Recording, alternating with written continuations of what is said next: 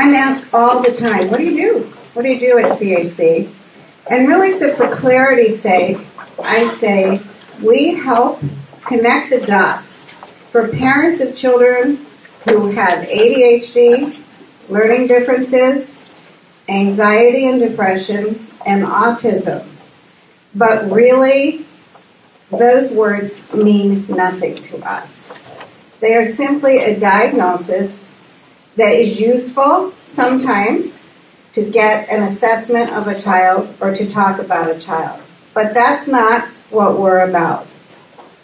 We're about finding strength for kids, identifying their strengths, and really erasing the stigma that is attached to any of those diagnoses and trying to find the path so each of our children can reach their full potential in life. That's what we're about. And it all starts somewhere. In my case, and I just said this has been a long journey for me, and so I'm emotional about it, and I'm just going to have to deal with that for a minute. When my little boy was 5, we went to our regular pediatrician visit. And the pediatrician said, no, I think he's having more trouble than he should with his colors. This is emblazoned, that standing there and hearing that. And his father was a pediatrician. And he said, don't worry about it. And I said, I'm worried about it. But I needed to know why. I needed answers. And so I went to the absolute best place in the entire community to try and find out what was going on, why, and what could I do about it. And that's Children's Health Council. That was the beginning of our family's long journey. It's not over. I have a thriving 29-year-old and more to come. The one thing that we'll tell you as parents is that the minute you predict what's going to happen, it's going to change.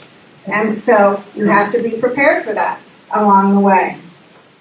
One of the greatest things that happened to me on this journey is that I was fortunate enough to meet many, many other parents who were facing the same kinds of issues. Different kids, different places, different ways that things were being presented. But these parents have been a source of support and inspiration and motivation and friendship. And that's what it's all about. Each of you are here today because you're worried about something with your kid. And so what we want to do is share our journeys, the paths that we've taken with different kids in different places, so that you too will be able to feel a source of comfort and inspiration. I can't thank our volunteers enough for coming this morning. They had very busy lives. Their kids are in college and all over the place, all over the world. But they came because they want to share. I'm going to introduce briefly to you Liz Sipple on the end, who's going to talk to you about 2 kids or more, who knows this day. Leslie Ballinger and her son Kort, and Mellenthin and Gracie, Elaine Hahn and her son, and Marcia Kortschak, and maybe her 2 kids. I'm not sure about that. The way this is going to work is that each of our guests will tell their story for a short period of time, and we'll move on. We're going to ask you, because you want to ask a lot of questions, we're going to ask you to hold your questions, write them down, and pass them to your right. So write your questions down, pass them to your right, and we'll pick them up at the end. All right?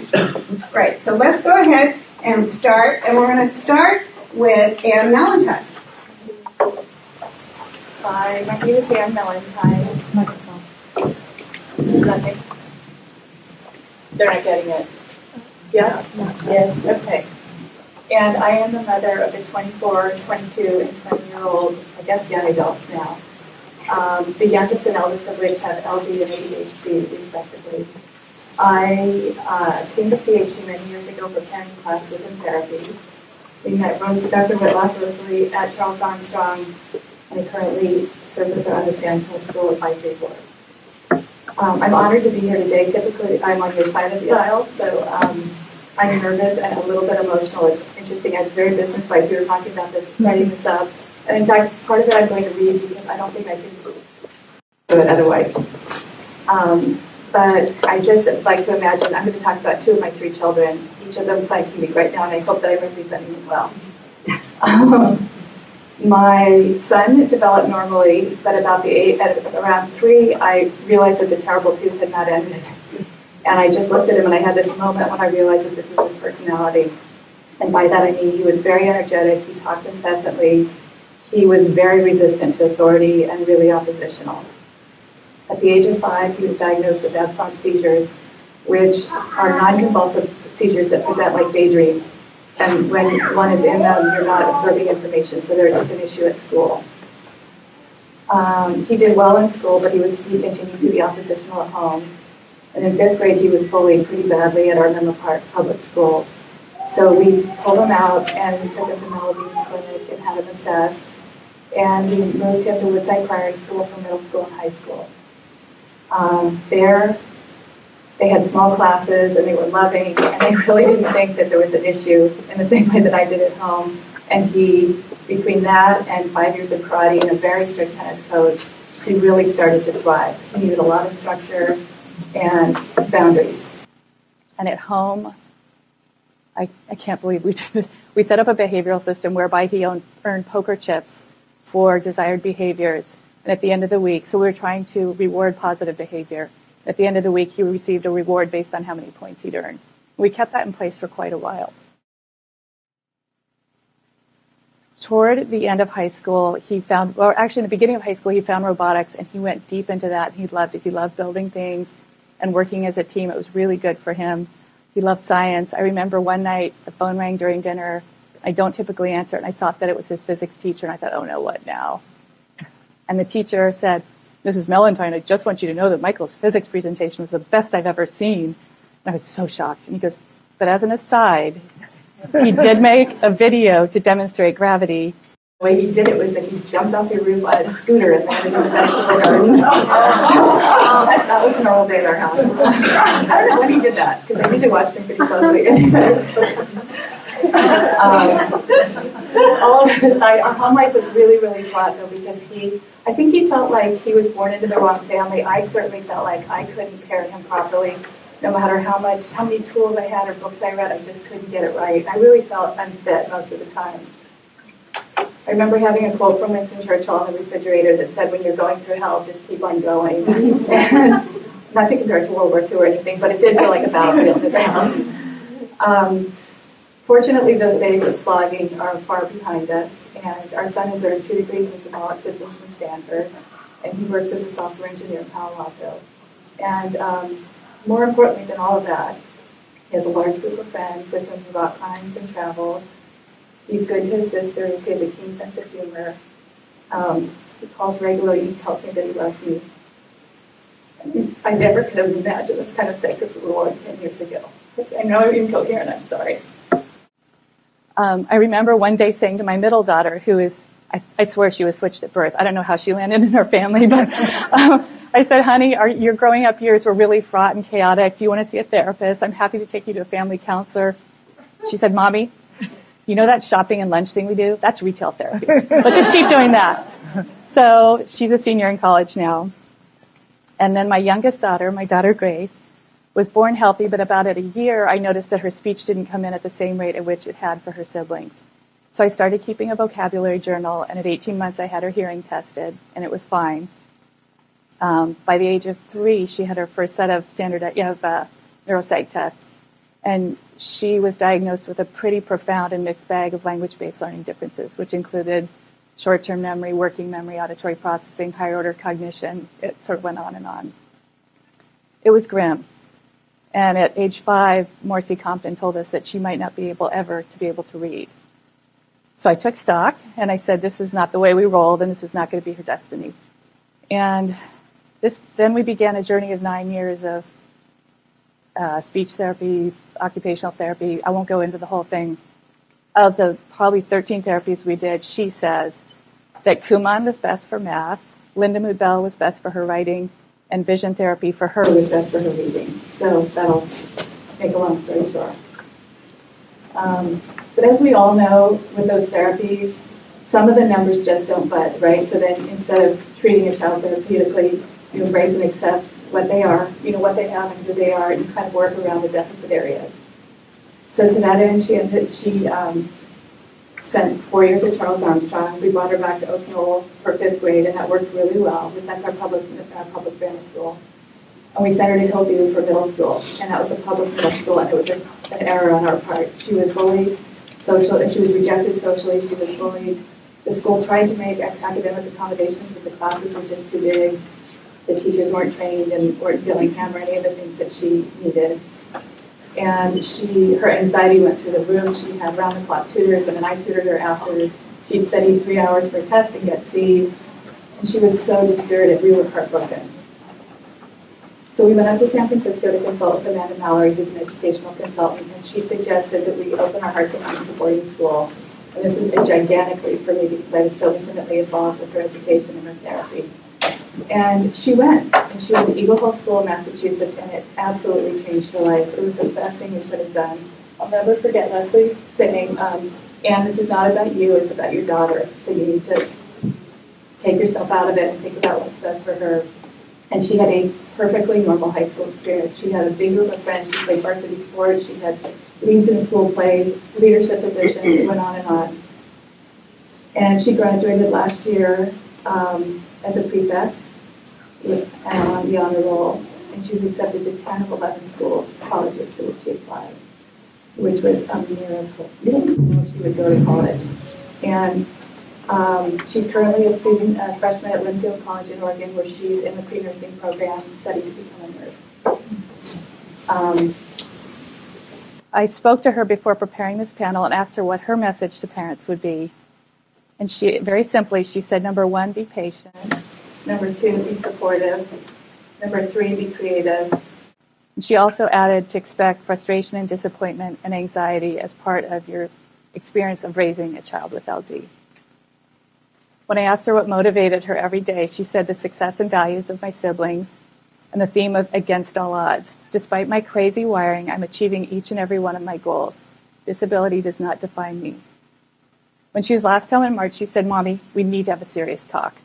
I am hereby firing you as my academic counselor and coach. But I would like to keep you on my team for emotional and financial support.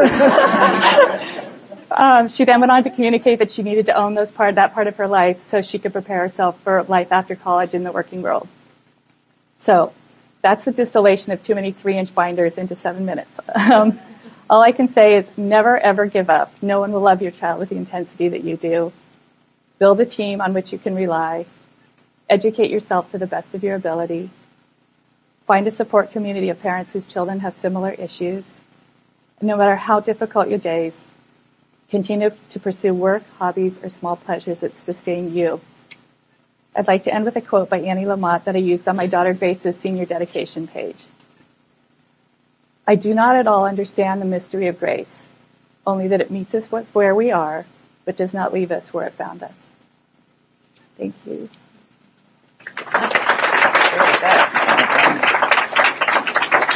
Quite the kickoff. Thank you, Anne. You're welcome. And that emotion was perfect, and so inspiring. Thank you so much. Leslie. Okay, well, that's going to be kind of hard to follow. That was very nice. Our children grew up together, so it was nice for me to hear that. So we have 3 children. Can you hear me? Okay. Our oldest son was born 3 months prematurely at 25 and a half weeks. He is now 25 years old. He was, despite being so premature, he was actually a fairly healthy baby. He was in the NICU for 3 months, and he came home just a couple of days after his actual due date. So I tried to pretend that he had been born on his due date and then came home. But we always had kind of a red flag out for Kort just because of his prematurity. We sort of expected that there would be some issues. And really, we did physically, he needed physical and occupational therapy when he was quite young. He didn't walk until 18 months. I remember distinctly, we drove to Tahoe, got out of the car and loaded everything into the condo, and he stood up and walked across the floor. And he's the only child of mine I remember when he started walking. But he did a lot of physical therapy here at Children's Health Council, a lot of occupational therapy of really, even pencil grasp. He still, even to this day, I don't think he holds his fork as well as he could, but he definitely, for lack of a better term, he doesn't hold his fork sort of mainstream or the way a lot of people might, but he gets along just fine. He went to kindergarten at Los Limitas School, and it became apparent pretty quickly that he was not really keeping up with the other kids. His area of difficulty is really in the nonverbal language realm, and I'm going to assume that a lot of you know sort of what that is. Feel free to ask about that more at the end. But he certainly can read beautifully. He takes in voraciously so much information, but it's all in the output with him is where his difficulty is. And that really crossed all lines from academic to social. I don't think he was ever potentially actually bullied, but almost worse. He said to me one day, it's like I'm invisible. It's like no one knows I'm here. And that was probably one of the most heartbreaking things I think a parent can ever hear. He really struggled with friendships, but again, it was more from a standpoint of processing. One of the most concrete examples he ever gave me, he was a young child, and we were on vacation at a place with a lot of other families, and we passed this cute young girl, and she said, "Hi, Court," and he didn't say anything, and she kept walking on. And I asked him, I said, "Honey, I'm just curious, why didn't you answer that girl?" And he said, "Oh, well, by the time I figured out what she said, she'd already kept walking and it was too late." And that's a very simple example, but that gives you an idea. That to me, as if I was like, oh my God, I get it now. That's why he wasn't connecting with people. We got up with a lot of work at school. We were at public elementary school here in the area. I would say that it worked as well as it could, but we had to really be really vigilant as a parent, and that sometimes that's a lot of work, and it's sometimes hard when you have jobs and other children to stay on top of things. We finally, at 7th grade, we made the move to Charles Armstrong School. We met Rosalie Whitlock, who was head of school at that time, and I remember her clearly saying a lot of kids at that age will come up with a lot of reasons why they should not switch schools. And sure enough, when I sat outside the interview, you could hear through the wall, and I heard my son saying, "And another thing, it's 20 minutes from our house, and I think that's going to make you..." He did exactly what she said. But she talked him into trying it, and we assured him that he could go back to his public school if, in fact, nothing worked out. And lo and behold, he stayed, and he realized that the way they taught him was much more successful. We really realized at high school level at the time, remember he's now 25, so I'm sure hopefully things have changed, there really was not a high school around here that would serve him well. It would be to his best interest to go. We did find a boarding school. We went to Eagle Hill School, which at the time was not that well known out here. It is becoming more so. We moved him in, and at the last minute, he took my hand and he squeezed it so hardly, he said, "Mom, I don't know if I can do this." And my husband was great. He said, "Court, think of it as a 2-week sleepaway camp. And if at the end of 2 weeks or even a month, if you really don't like it, of course you can come home, but you need to give it a try." And he stayed. And he said the first year was hard, but he realized that they were teaching him in the way he needed to be taught. And I think I'd let Rosalie even go into more detail on exactly teaching to kids with learning differences, exactly the ways to teach them, because I'm not a teacher, and even though I kind of understand how they taught him, I don't know if I could explain it in coherent terms. He did very well at Eagle Hill. He found a place for him. He made friends, which for us, that's always been more of a priority, because you don't want a person who's alone in the world. He went to University of Denver, and he graduated in 4 years. He's traveled extensively, which he really enjoys. He's still that sponge. He just takes in everything. And he went to work for AmeriCorps, for an organization through AmeriCorps immediately after college for a year. and he's now at home with us, looking for a full-time job and just living with us temporarily, I hope. He still does some speech therapy. He has a holdover, I think, from, his premature birth. He doesn't have completely clear speech. He still stutters a little bit. He will always have the learning differences that he has. He will always have the processing issues that he does. I think my takeaway on raising him is, well, you have to really love your child for who he or she is. At times when I would be so frustrated and even stomping my feet thinking, I don't want this. This is I didn't want this as a parent. The voice would come back to me saying, he didn't ask to be born. He didn't ask to have this either. And of course, I had to step back in and be the parent, for heaven's sakes, and love him unconditionally. It can be, I don't think it's nearly as isolating and lonely now as it was 25 years ago, 20 years ago. I think that there's thankfully so much more conversation. There's more education. I think other parents are so much more aware of kids with varying kinds of learning issues, that they're more accepting. And I think that I came a long way in that, we learned so many strong people in the community who can help, who can teach, who can facilitate. That really strengthened me. So I really encourage you to rely on, whether they're professionals in your community or, as Anne said, even a circle of friends, any support you can get, because that's going to be really important.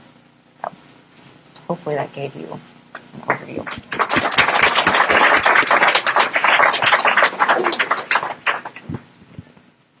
Leslie, I totally remember Court trying to talk me out of coming to Charles Armstrong School. He thought that he had it mixed up. I was the one interviewing him to see if he could actually come in. But it all worked out in the end, just as you told the story.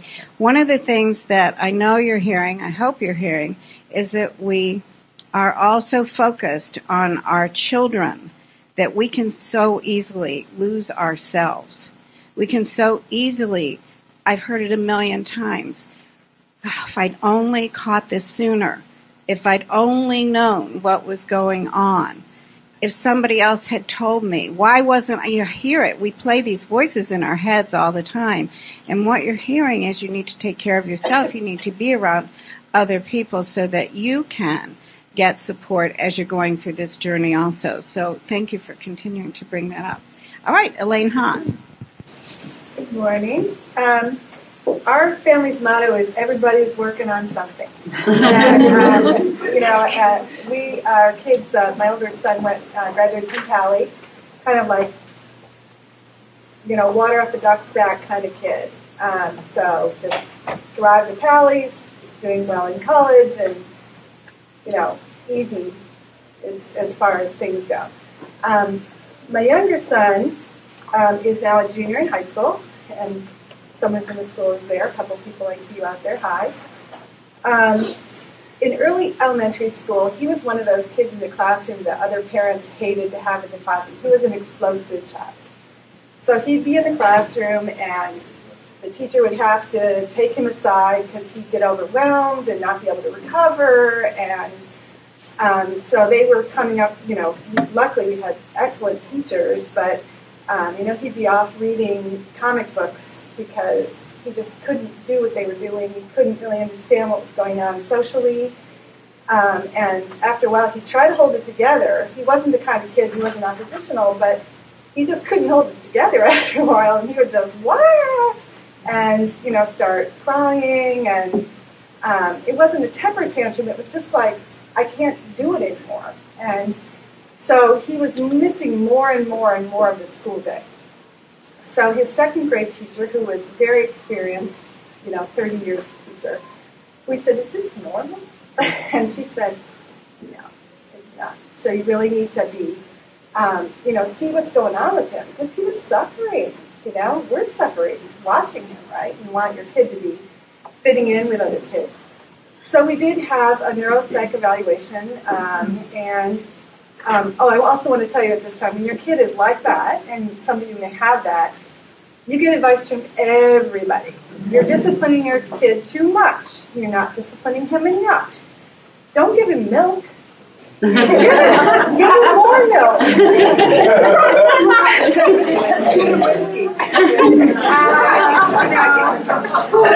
We think your kid has fill in the blank. They know, right? And you're thinking, I'm not sure about that. We're trying to figure it out. But everybody had an opinion. And my mother-in-law, my mother, you name it. And a lot of it was, you are not being good parents to your kid. Your kid is not, he's a discipline problem. Okay? And that was rather irksome. But, you're trying to figure out what's going on. So we did have a neuropsych evaluation, and we started to uncover ADHD, anxiety, mood dysregulation, really complex diagnosis for this kid. Continues to this day. He's a complex kid. So then what do you do about that, right? Can he be in mainstream school? You want him to be as mainstream as possible, but he can't make it through the school day. So we got an aide in the classroom for him, and that helped because they could take him out of the classroom if he got overwhelmed. But as kids begin to mature in 4th and 5th grade, kids start to mature more and become, more aware, and that's when we made cliques start. We didn't have bullying in our elementary school. I'm very proud to say they did a lot of character education with those kids, and the kids were kind. But my kid couldn't make it through gym class. He had no idea. Someone hit you with a soccer ball, well, they must have it out for you. So that was kind of our day. So I got to know, we used to say our kid had an endowed chair in the principal's office. He was in the principal's office all the time, mostly just because he couldn't stay in the classroom. And he would get overwhelmed, and it would be too much for the teacher. They were trying to teach. They got other kids besides mine, and he could suck up all the air in the classroom. So, we had the aid, and that did help for a period of time. But then he started to realize he was different than the other kids. And, it was really tough for him. And so he started to withdraw more from the other kids. And the other kids they weren't unkind, but they'd back away slowly when he would be acting weird. So he started getting depressed. And when he ended up, when we reached the crisis point, he was thinking about hurting himself. And we had to do something. You're like, wow, we're doing everything we can. We're going to doctors. The teachers are going, I don't know what to do next. The aides are saying, we're taking him out. And I'm getting a call from the principal almost every day. I don't think he can make it through the day today. What do you do? And you're like, oh no, what do you do? So, and he had a psychiatrist at this time. And she said, I don't know. I don't know what we're going to do, but let's keep on keeping on. And we do that. But we were worried, how's he going to stay in school? How's he going to get through high school? How's he going to, what? And then you have the parents who are like, well, if they just discipline him more, or, bad parents. More milk. More milk. So the principal, we did get an IEP for our child because he had significant social-emotional issues. And certainly ADHD and a lot going on for him. So the principal at the school mentioned to me about Esther B. Clark School. And I see a mom or two here that also had kids there. And I'd never even heard of it. I didn't even know there was a school here at Children's Health Council.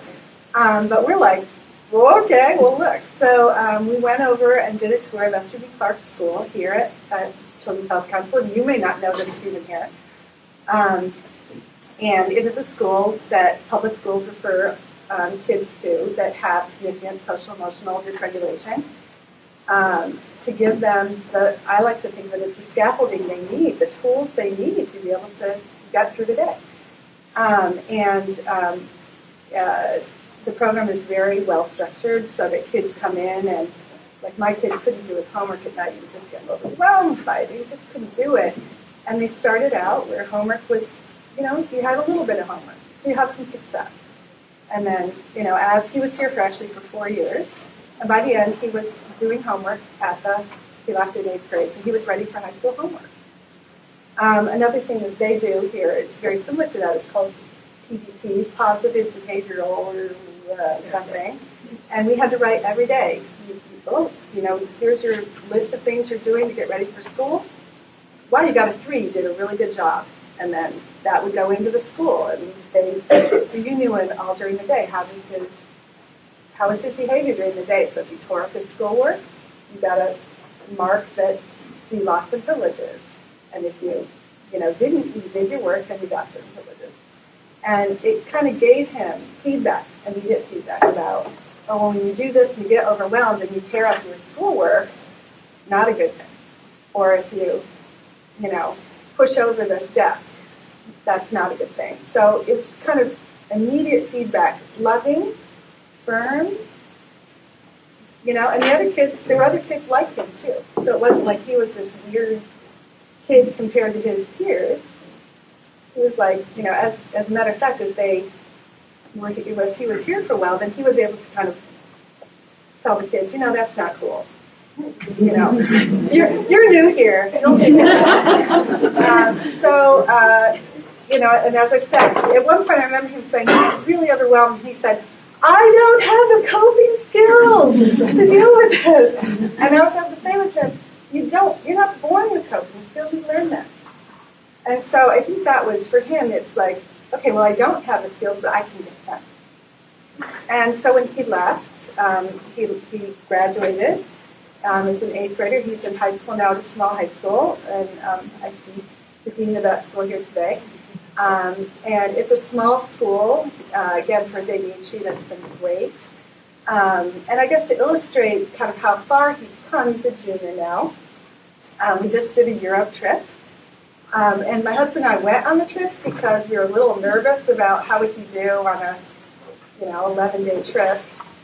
He didn't want us to, he wanted us to be invisible, so we tried to do that as much as possible. He had a roommate. He had to get himself up in the morning. He had to get food at the restaurant and pay for it and figure out the tip. Do tours all day, stay up too late with his friends, get up in the morning, do it again. And he had a great time. He has friends. He certainly wouldn't have on the current trajectory. And, he was a kid that was, he was suicidal. I would just want to be honest. When he was in 4th grade, he was suicidal. You gotta help a kid like that, right? So I'm a big fan of CHC and its programs because I think the thing is, you're worried about your kid and you don't want someone to say, we don't know what to do. And at CHC, they say, we know what to do. We know how to help you, or at least to start to get answers, and not to be freaked out by your kid. So how good is that? There are parents here, there's at least one here, that the parents that I got to know from EBC, there are people that get it. Their kids have been hiding under the table for 6 months and not able to get to a school day sometimes. It's great to have parents like that, not ones that are going, you're not disciplining your kid at us. So we just actually looked at colleges for my son, and we're going to need ones with support. He's not going to probably take a typical trajectory, but there are some great schools out there now that we're learning. And, so that's kind of our journey. It's a journey. And, his days are not always perfect. But we're just to see him go from not being able to get through the school day to be able to go on a trip to Europe and be able to thrive in high school, that's huge. So that's our journey. And so I just want to give some hope to people that you can start from being under the table to being able to fly to a school day. Thank you, Elaine.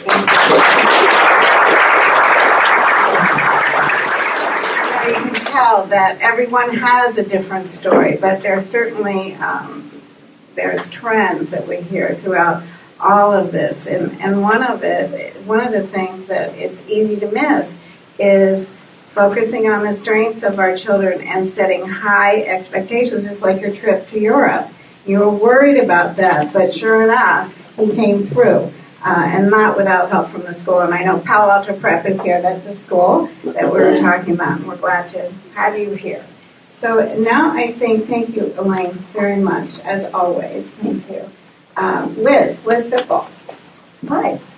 I've been involved with Children's Health Council for over 21 years.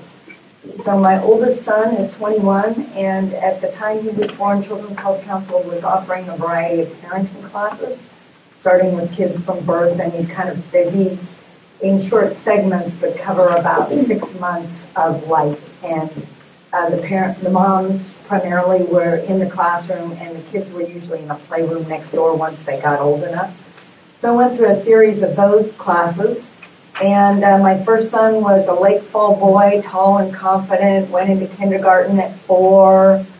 I was always kind of outspoken.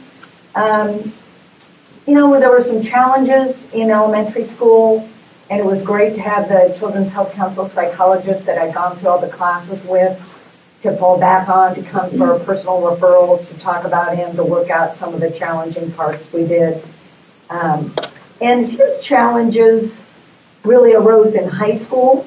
When he was a month into his high school term, he decided to act out with alcohol.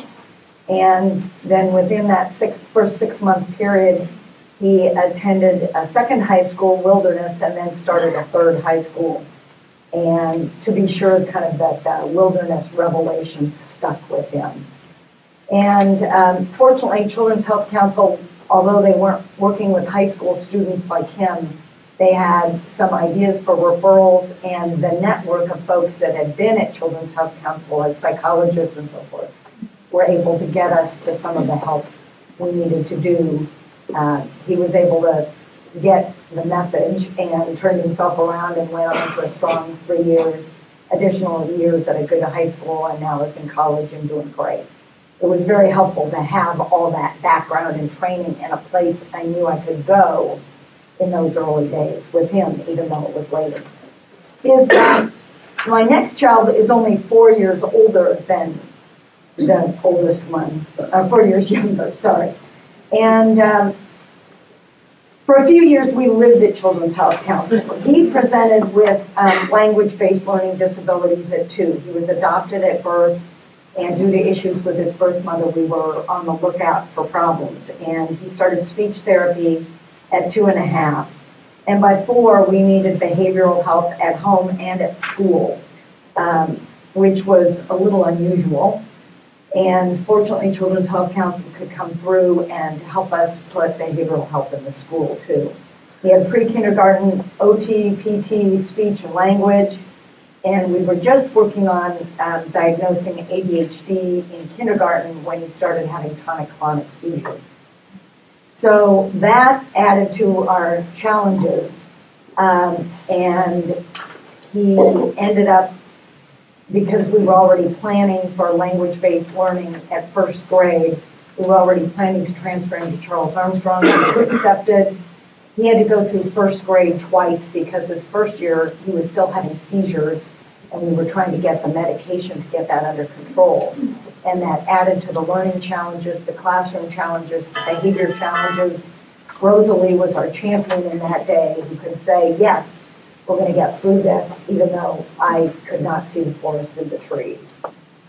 He had 2 years of first grade at Armstrong, 6 additional grade years at Armstrong, went on to a high school, boarding school for dyslexic learners, and is thriving there, and we're looking at both college and non-college options for him for after high school. He's currently a sophomore at Eagle Hill. So the third child is 17 months younger than the second child, also adopted at birth.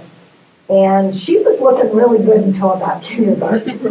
She was kind of slow to warm, but she was really with it. When the boys couldn't find their shoes in the preschool play yard, my daughter was always like, Mommy, I have my shoes, I'm ready to go, I'm all organized. And I was like, oh, thank God I got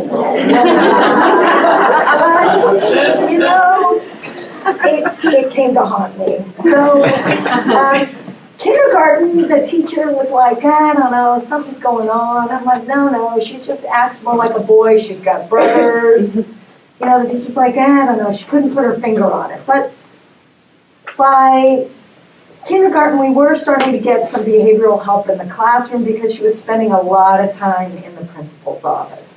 By first grade, we were doing social skills classes, PT, OT, and a full neuropsych. We've done all of that testing with the next oldest child. I said, find everything. I don't want to walk out of here and somebody say, oh, we didn't look under that rock. And after all that, and still in first grade, it's kind of hard to know everything. We just knew there were a lot of issues. And at that time, as you can see with the other two kids, my hands were kind of full. My husband was about to undergo open heart surgery. My 95-year-old father was living with us as well. And I talked to Armstrong about, gee, these learning differences, is it learning, is it not learning, is it language-based?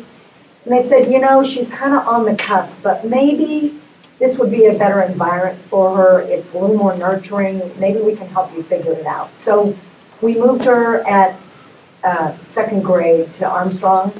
She was there. We kind of sorted out that it was not a language-based learning. It was mixed in with the anxiety and depression that they noticed from the evaluation. And we did PT, OT, social skills classes, ADHD evaluation, all sorts of stuff in there. Elementary school, 2 years at Armstrong, it was time to move back to a regular school because she really didn't have language-based learning disabilities. Fourth grade was great. We thought we were in like Flynn. She was doing well with kids. Fifth grade, the social issues really kicked up. She was really great friends with boys in the younger years, but now the boys and the girls were beginning to differentiate themselves, and the boys couldn't understand whether she was their friend like she'd always been or because suddenly the girls were interested in boys. And fifth grade was very challenging. She started issues like hair pulling, skin picking. We started psychiatry here in late fourth grade and were really kicked in by fifth grade. We got a lot more help at school. The teachers were great, but the peer group was really falling away. And it wasn't going well. And by the summer after fifth, we thought, well, summer after fifth grade, things seemed to be more calm. We thought, oh, great, we're through this. She's calmed down. By sixth grade, started out quiet, and within a month, we knew we were in trouble. And the trouble was getting bigger. And we'd been to ed consultants to try to help our middle son decide on a high school placement for him because we weren't sure we were going to find something appropriate for him in the Bay Area. We had them also look for her.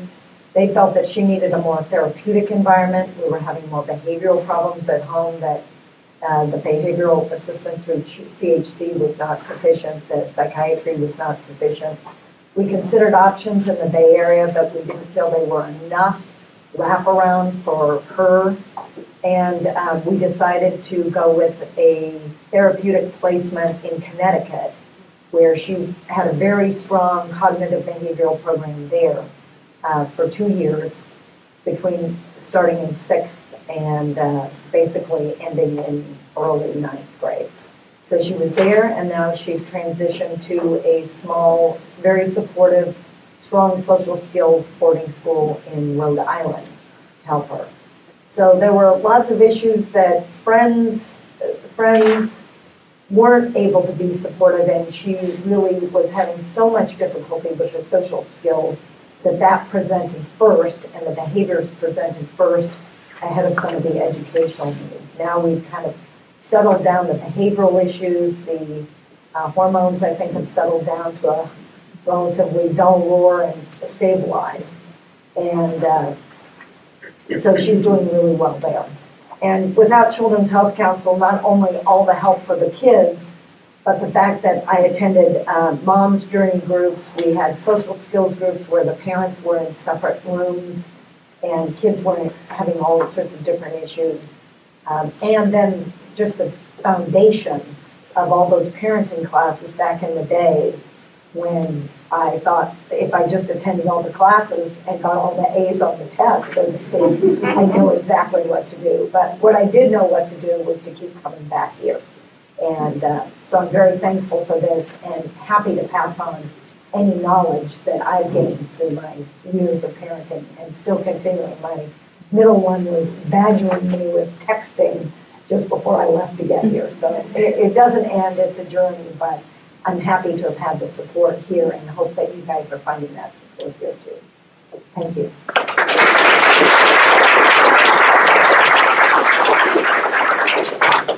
Do you you are definitely our poster family, Liz. And when Liz tells her story, I think she's not even saying all of it. When she explained what her situation was, Liz is my hero. Just one of my heroes. Michael Siffel spent the first year underneath my desk in the principal's office because his parents were working so hard to try and figure out what was going on, and that was certainly the right thing to do. And now we're Facebook friends. You know, in the back of the room, Dr. Carlos Kanishi is back there in that pink shirt. And Carlos, and this makes me think about this, Carlos did a parent education a couple of weeks ago where he talked about the normal issues of becoming an adolescent and the experiences that the adolescent goes through as well as the parents go through. And I'm sitting here thinking about that and thinking how much it can be magnified if a kid is experiencing ADHD or LD or any of the things that we're thinking about. So anyway, that's Carlos back there. Dr. Kanishi does a wonderful parent ed, and I would really, really suggest that the next time round you come in and listen to what he has to say, or you get him out to your organization or your school. It's really very worthwhile. So thank you. All right, Marcia Kortschak, you're up. I think I'll go there. Hi, good morning. I have learning differences, and one of them, it manifests itself in terrible memory. So my husband has asked, please don't ad-lib when you go to speak today, because you will take everyone on a wild ride of where your memory is taking you. And so I apologize for having written it, but I think it's for the best. My husband and I have 2 kids, both who learn differently. My husband is the perfect one, as I learn differently as well.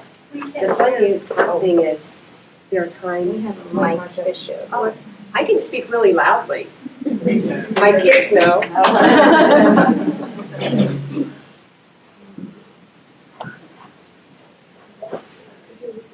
My husband and I have 2 kids, both who learn differently.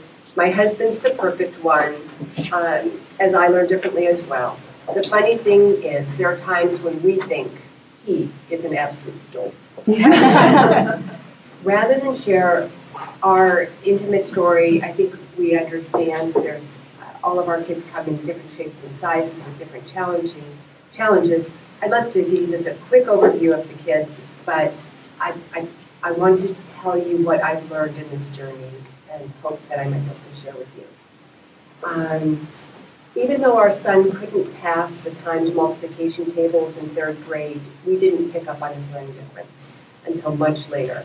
He was a respectful and enthusiastic at school, and he worked hard to accomplish what was being asked of him. In middle school, he had trouble completing the math work and often felt overwhelmed in other subjects and the amount of work that was expected of him. We could tell that something was brewing, but we still didn't go seek out advice. Freshman year of high school is when he hit the wall. We had testing done, and it was determined that he had a visual issue, in layman's terms called sign symbol, and ADHD. High school was awful for him, academically, socially, sports-wise, and certainly self-esteem-wise. He was told, I'm moving fast forward on Andrew, he was told in high school, it was a private prep school, that he should not apply to the schools that he was most interested in because one of which was USC, and he wanted to go to film school because he just didn't have the grade point average or the scores or the ability to attend to academics. Next month, he will be graduating from USC with a double major, one in film and television production. And we'll be practicing with him when he wins his first award, who he's going to thank first.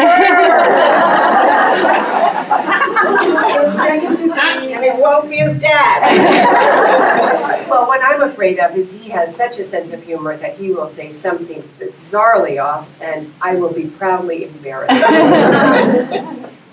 His second degree is in political science. He's made the dean list and was recently asked to submit writing for a university-wide competition. But this is the kid that was told, you're dumb, you're stupid, you don't attend, you just are going nowhere. Andrew, with the help of his dad, is starting a film production company, and later this month will attend his first film as an executive producer of a film called, this will be at Tribeca, at Gore Vidal, the United States of Amnesia. And it's excellent. I've got to see bits and pieces. By third grade, our daughter Sarah, who was a sturdy little tomboy, was not feeling well on a very regular basis. We had her tested at Marcia Compton, and in fourth grade, she began to attend Charles Armstrong School, and that's where we met Rosalie, and that's because of Rosalie, that's why we're all here today. She attended Charles Armstrong for 5 years. Sarah returned to Pali, our public high school, with a toolkit, and also with the help of Living Academy, that was just opening at that time. She was able to take courses at both Pali and Lydian, and was able to graduate with rave recommendations, and got accepted at all of the universities she applied to. And her first choice being USC. My husband and I did not attend USC, so it just was a fluke. She'll graduate a year from now with a degree in visual arts and minor in cinematic arts. And I guess, think back to what the other parents had told you, there were huge struggles. We were in the weeds as well. It was, there's depression, there's anxiety, there's the whole ball of wax. I'm putting a nice face on the process. But here's what I have learned along the way. Number one, believe in your kids, so they will more often than not believe in themselves. Try not to cure them. There's such a strong desire in our community to fix everything for our kids. Do you and I know how to rewire the brain? Perhaps we should consider conserving our energy and instead try changing how the world perceives students that learn differently. Do not expect your child's teacher to inform you of what LD issues your child has. They are not allowed to do so. Try to support your students' teachers. They may be open to learning about LD from a calm, thoughtful parent. Hard to do, I know.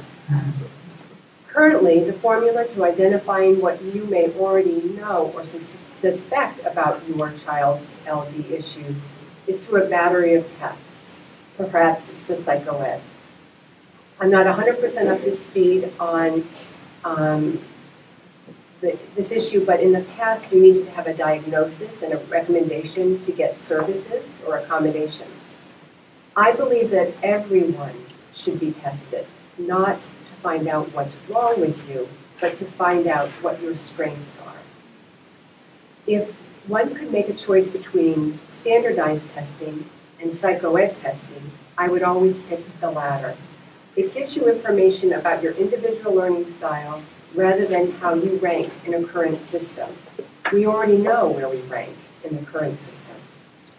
If and when you have your child tested, digest what you can from the initial review meeting, then set that report aside for about a month or so. Go back in, make an appointment for a redo when you can hear with more openness what it is that they're telling you, because it's no fun hearing that your child's not perfect, and it's really a lot to take in. Make sure the report isn't gobbledygook and has concrete recommendations so you can wrap your head around what the issues are and begin the process of moving forward. Feel free to ask a lot of questions. Depending on your child's age, include them in the discovery of information. These kids are in situations all day long where they know they are different. often what we find out is wherever there's an area of significant deficit, there are also areas of great strength. And of course, that's what we want to build upon. Work with your kids to self-advocate. In high school, our daughter Sarah would send a letter to her teachers introducing herself and letting her teacher know how her learning differences might affect her in that particular class. And let them know that she would be respectful and hardworking, but there were a few things that would help her be a better student in their class. Regarding college applications, don't let anyone tell you where your student should or should not apply. If they're passionate about the school, the admissions counselors, it might catch their attention and differentiate them for no other reason besides their eagerness to be there. If your kids know their strengths and weaknesses, that speaks volumes about maturity, and that is a highly sought after quality. If they're personable, if they're good with social dynamics, have them get an interview. It can help the admissions people understand what their strengths are and how well they know themselves, how they will fit into that particular setting. And this doesn't just apply to college, it applies to high school or whatever. Keep in mind that college counselors may recommend not to apply to some colleges solely on not really knowing your kids, but that it's a GPA, it's all those numbers that don't really matter in the real world to mark success. But the high schools need to track their admissions record, and it always looks better when their kids get accepted to where they're applying. So it's a bit of a game. Once in college, take advantage of academic support services such as note-taking, priority registration, use of assistive technologies, extra time on tests in a quiet setting, mentoring, coaching, tutoring. It's all out there. And more supply than it is typically in our high schools and middle schools. I'm sorry to say that both Andrew and Sarah had to give up in high school and middle school, their sports and activities because of all the tutoring, all of the mom and dad time after the tutoring and all that sort of thing. They didn't have the bandwidth to do it all. The upside is, I believe that my kids excel now because they found their passion while they were relaxed and quiet at home. Andrew consumed movies and read anything and everything, and Sarah's bedroom walls were what we now know is Pinterest. We all wish she had come up with that idea. We were smart enough as parents to have seen it. I'm almost done, you guys. We as a family decided not to become supporters of the jump higher and farther than someone else club. We didn't want our kids checking off boxes for application purposes. 2,000 hours of community service by the age of 3, and starting a nonprofit by the age of 7. Parenting kids that learn differently is a humbling experience. There are terrific support systems out there. Take advantage of these supports. Keep your sense of humor. Give back to the LD community. It's not a sexy cause, and it's often misunderstood. By representing and supporting your students in a positive way, you become an ambassador for the world of LD. Find something that your child does well and celebrate it. In closing, learning differently has its challenges in the academic arena, but thank goodness there is now science-based studies validating what many of us have known all along. Oh well, just wait till we get the wind in our sails and there'll be no holding us back. Thank you.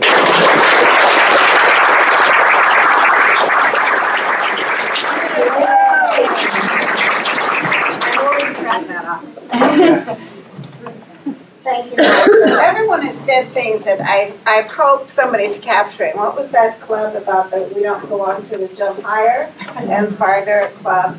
That's really an important thing to think about, isn't it? So You can see the patterns here. We have kids who have language-based learning differences, kids with depression, kids with anxiety, kids that needed OT, kids that needed speech, kids that needed a special academic program, kids that all need social, emotional strategies, that all need organizational strategies. So there's many, many patterns that pull through these stories.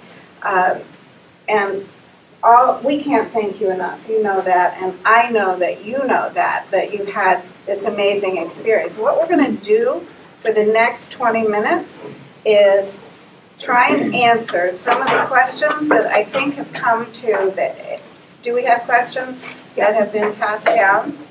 So if you'll just get them up to me, and we'll do our best to sort of figure out who can answer what question. How's that? Does that work for you? And then right at the end, at about, depending on the number of questions, right at the end, we do want to have you fill out some information, and we want you to take advantage of some of the collateral material we have in front of you. But most importantly, we want to try and give you a chance to ask your own questions.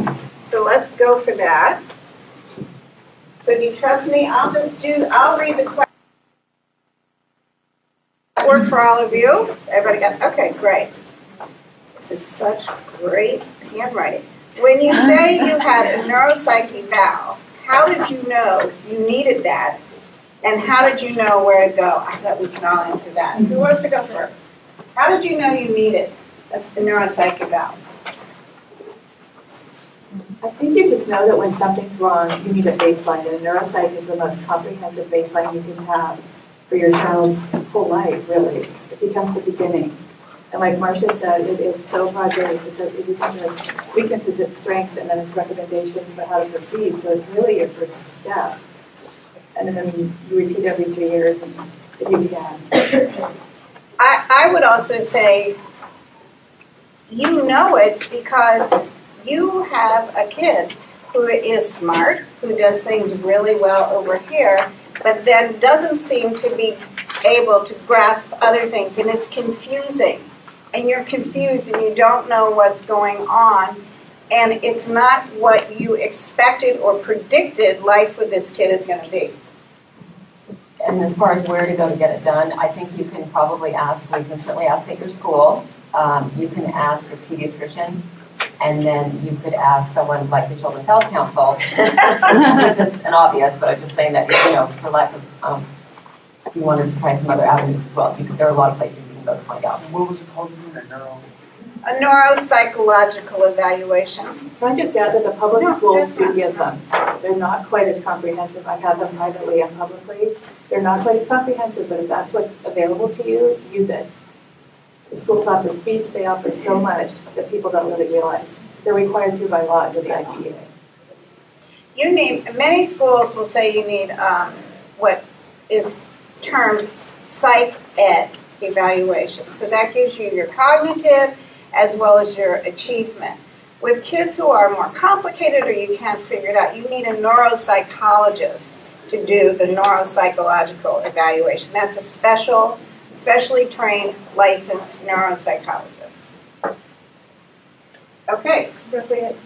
Also, I think you said something about that. One of the things that came out of our neuropsych evaluation very early on was a list of what the psychologist thought would help our child in the classroom, like sitting in the front of the classroom. And those were like helpful from day one. So we kind of knew how does our child learn and what will help him.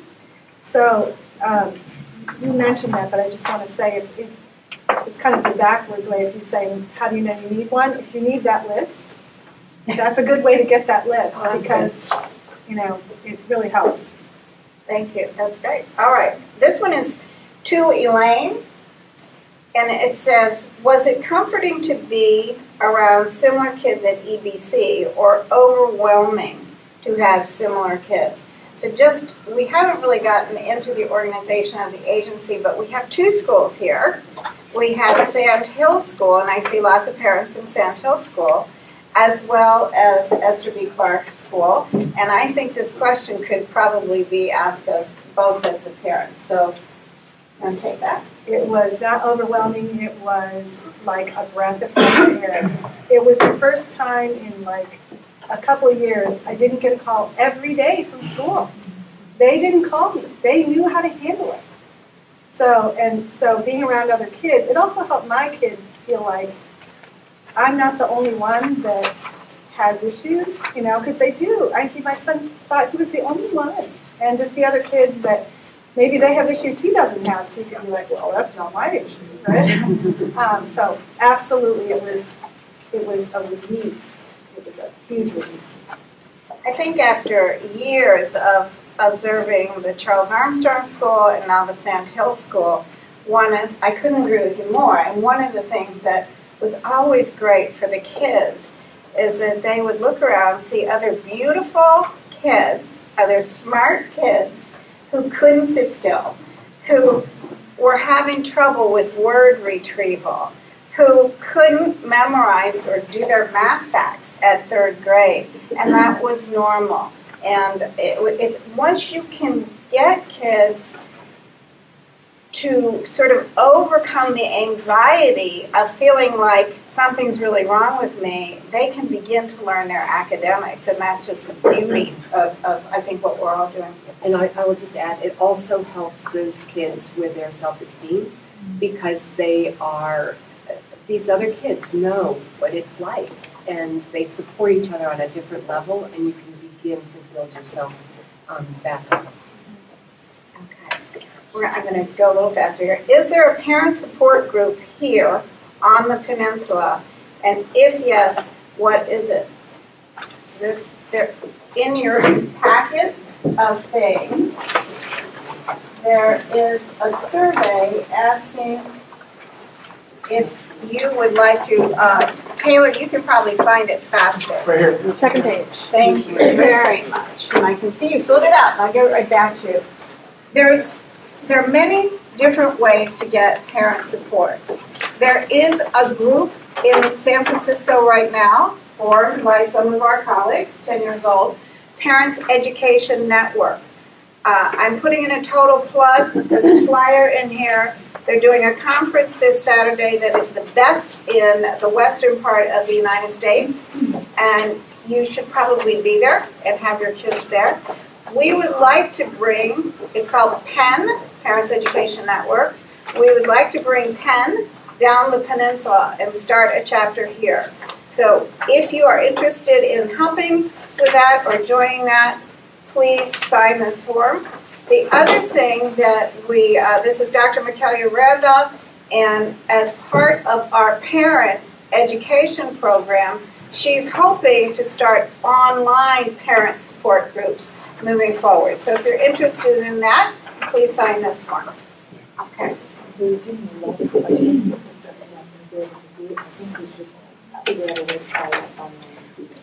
Okay, this is very good. So we have a ton of questions, amazing questions.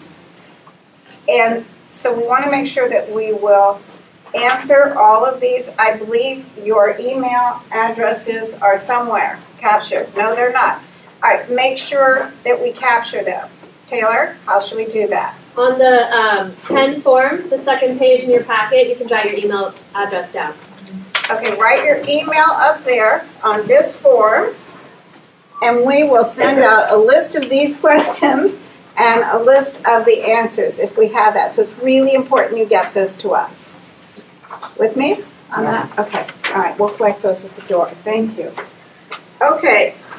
ADHD is sometimes characterized by maturational social delays.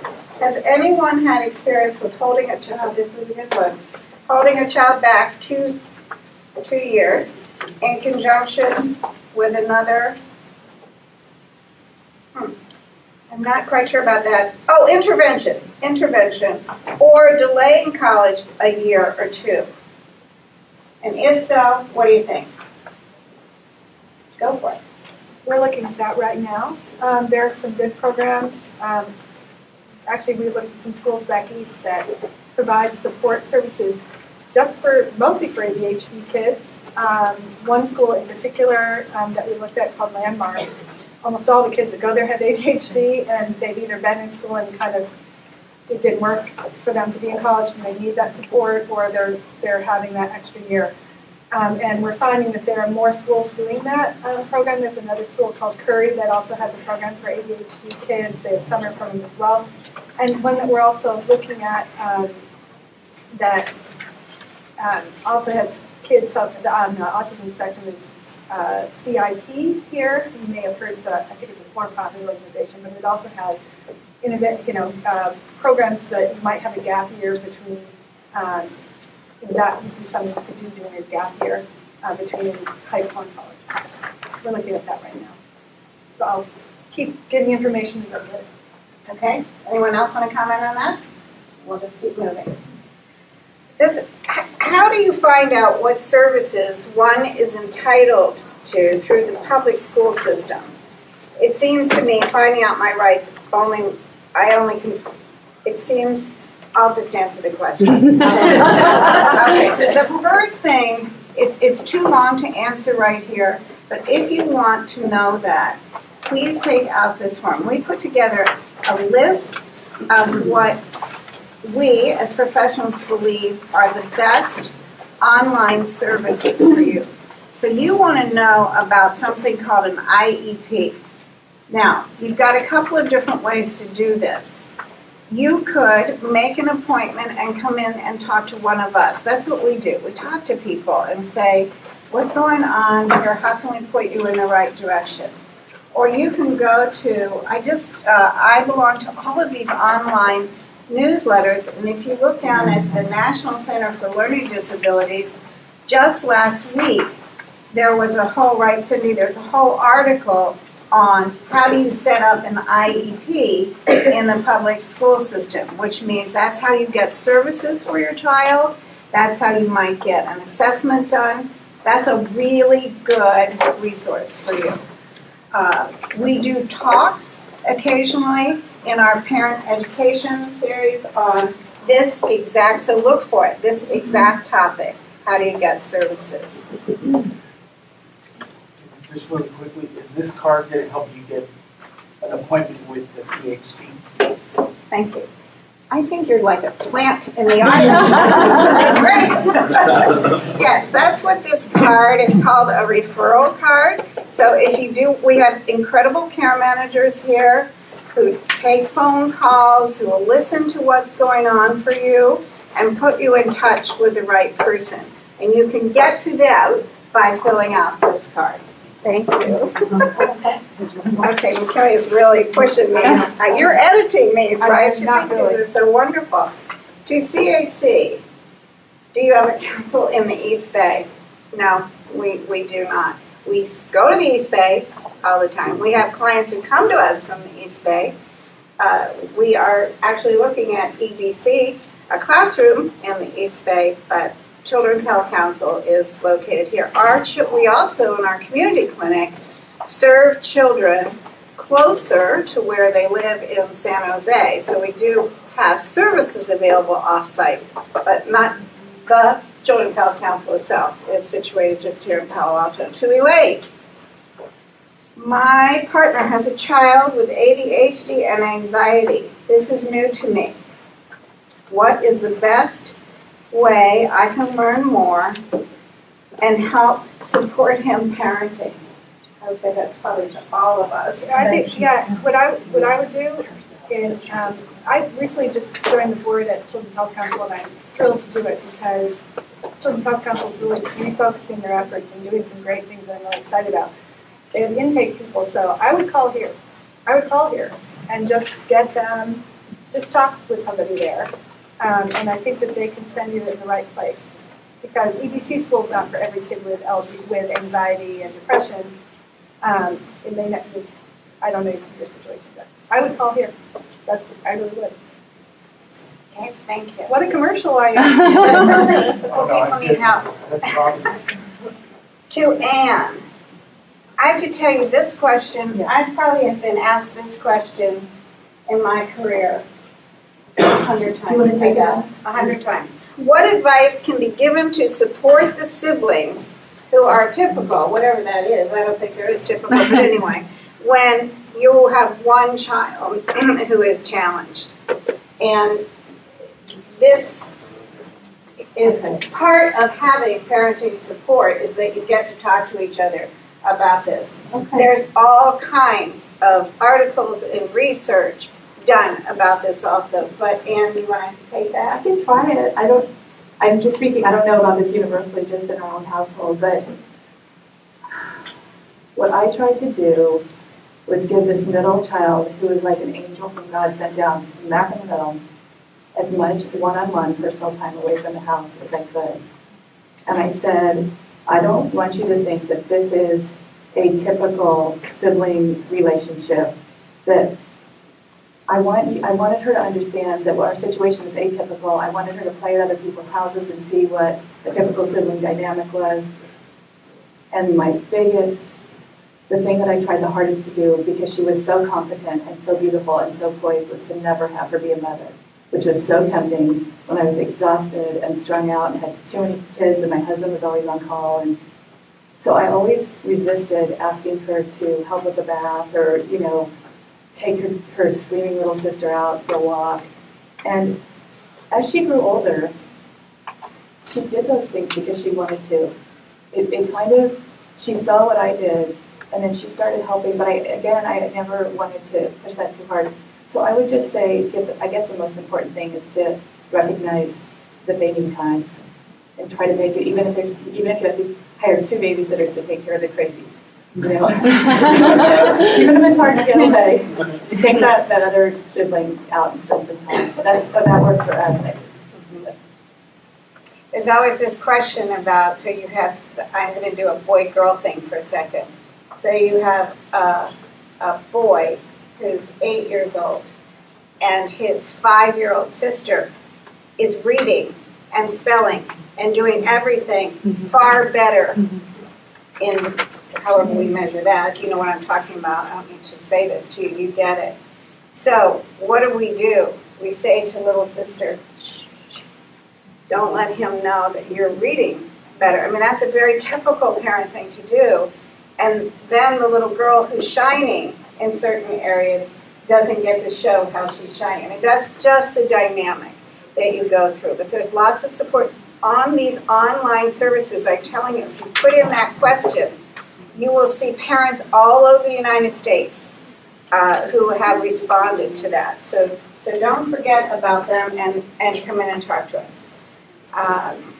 All right. Some of these are about parent support groups. Just drop one. Oh, here's that same question asked a different way. Exactly. I think I'm going to let that one stay there for a second because I'm beginning. Listen to this one. Should we disclose ADHD, LD, etc. on college applications? If so, on what part of it and how? And I would say, should you disclose it? What I get asked all the time is on high school applications, and sometimes when you're trying to get your kid from Sand Hill into an independent school on the peninsula. It's the same thing. Should we disclose it? I don't recall with our son that we actually disclosed it on the application, but the colleges knew, for example, his boarding school, so they knew that it dealt with kids with a lot of nonverbal language differences. But also, when you go to colleges, we specifically asked to interview with people in their resource departments. We didn't even see, in often cases, we didn't see the main admissions person. We went through them, but so it wasn't like it was a secret. I mean, they knew. But one thing that's really great that we learned is many colleges, they have really good resource, but a lot of them are very careful to explain that their resource departments are open to all students. Like they have a writing center, for example. It's not just the kid with learning differences who goes there. It's often many students. So in an indirect way, we let them know that Court had a lot of learning issues, but I don't recall that he had this specific. I don't believe you have to say it at all. It's really into your student's best interest. I think to be pretty upfront, because as you maybe even have learned at younger grades, you're not going to fool anyone, and the student isn't, and he or she is only going to feel worse about themselves if they don't have the support. I'd like to add that I think, along the same lines, even applying to any school at any age, being upfront If you're going to go to a private school, go to them in advance, perhaps before the shadows, before all this stuff. Because there's nothing worse than sending your kid all over town and then coming home with no acceptance. So I think it's better to be upfront, to go to the schools, to talk to them and see whether your child is a fit for them. Because everybody is looking for the success of their team at school, their team at home. So you're looking for the best fit for your child. So I think hiding the ball isn't going to help because it's going to show up. And you don't want it to show up when things, oh, it was a lie going in. So I think what you say about fit, this is crucial because it's not as if we're trying to plug our, quote, typical child into the best school into which they can be accepted. This is a completely different game, right? We're trying to find the best fit so that they will thrive, whether it's at the middle school, high school, or college level. And I think at the college level, like Leslie said, it doesn't matter. It's not an issue. The colleges encourage you. They encourage you to use their resources. It's a completely, I think, different thing. But again, I think it has to be about fit. And that would be full disclosure. Thank you. Thank you for that. One thing quickly as we wrap up, because I'm always mindful of the time. We talked about boarding schools and private schools, and some of you may be saying, wow, where do you get the resources for all of those things? We'll come back and try and answer those questions. Certainly, the independent schools, I can speak for Sand Hill School. We fundraise here like crazy, so we can provide financial aid. Charles Armstrong, back in the day, and I don't know now, but I know that we provided by fundraising. We go out to the community, we write grants over $1 million a year of financial aid.